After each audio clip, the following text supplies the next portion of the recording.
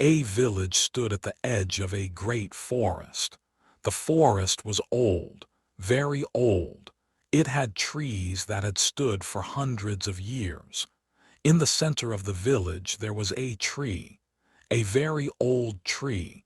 No one remembered when it was planted. No one remembered who planted it, but everyone loved it. Children played under it. Old people sat under it. Lovers carved their names on it. It was not just a tree. It was the heart of the village. One day a messenger came from the king. He was wearing fine clothes and a gold chain.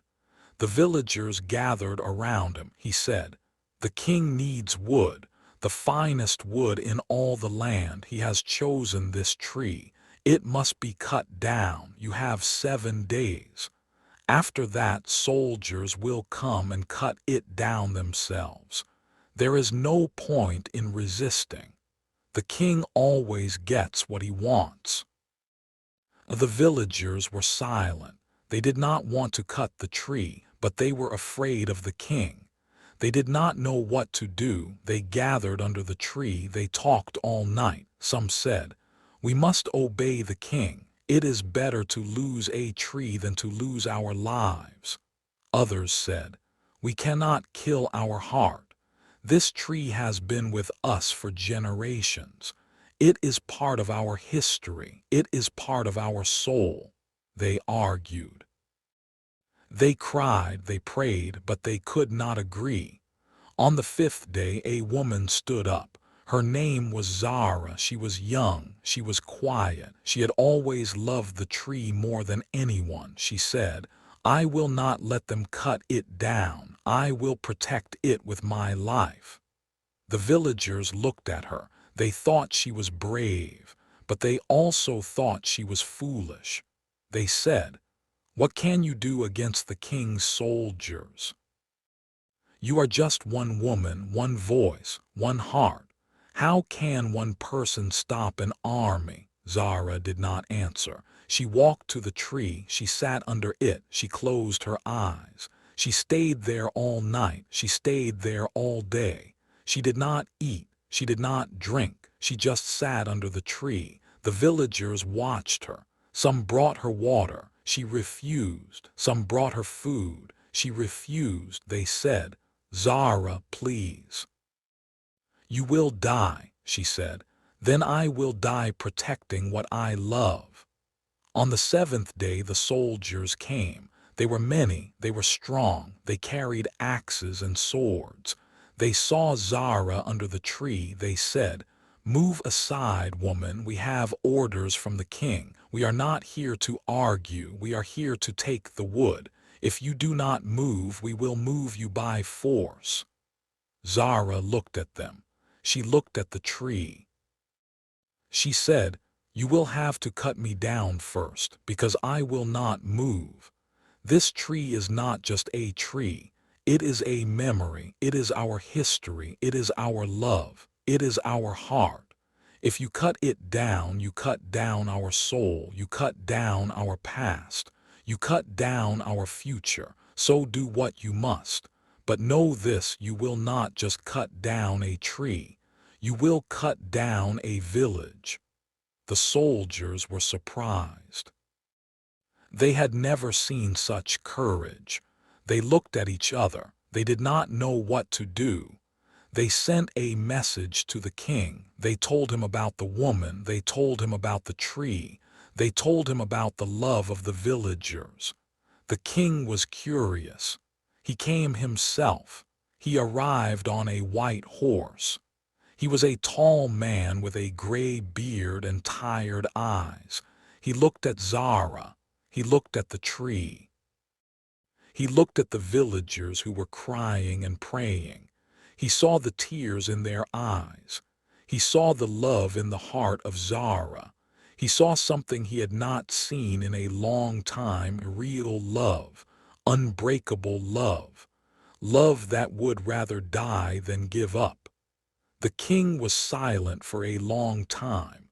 Then he said, I have seen many things. I have seen battles. I have seen cities. I have seen treasures. I have seen empires rise and fall. I have seen kings die and be forgotten, but I have never seen a love like this.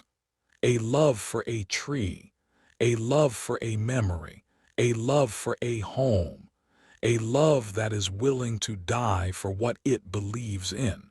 This is not just a tree. This is a symbol of courage, a symbol of love, a symbol of what it means to stand for something even when it costs everything. The king stepped down from his horse.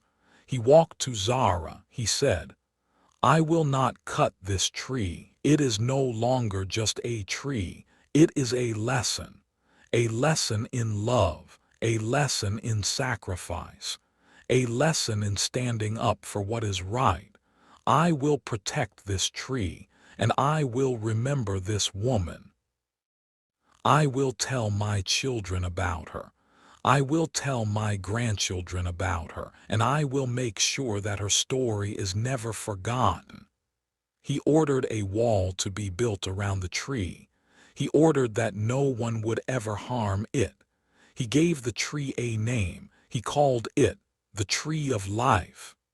The tree still stands today, tall, strong, full of memories, full of love. It has seen many seasons.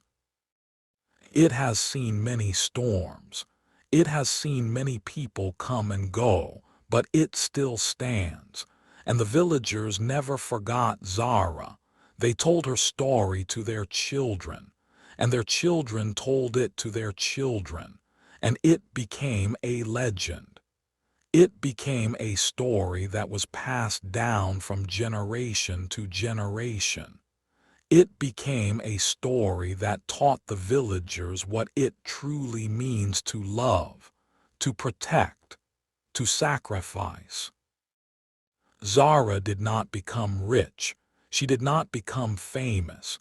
She did not become a queen, but she became something greater. She became a symbol of courage, a symbol of love, a symbol of the belief that even one person can make a difference. She showed the villagers that fear is not stronger than love, that silence is not stronger than a voice, that being small does not mean being powerless. The tree is still there, and the villagers still sit under it. They still tell stories, they still laugh, they still cry, but now they also remember. They remember Zara, they remember her courage, they remember her love, and they know as long as the tree stands, Zara's spirit will always be with them. If you ever feel helpless, remember Zara. She was one person, one voice, one heart, and she changed everything. Do not think you are too small to make a difference. Do not think your voice does not matter. Do not think your love is not enough, because it is. A tree was saved because one person stood up, and so can you. Stand for what you love. Protect what matters. Fight for what is right. And even if you do not succeed, you will have lived with courage. And that is worth more than anything in this world.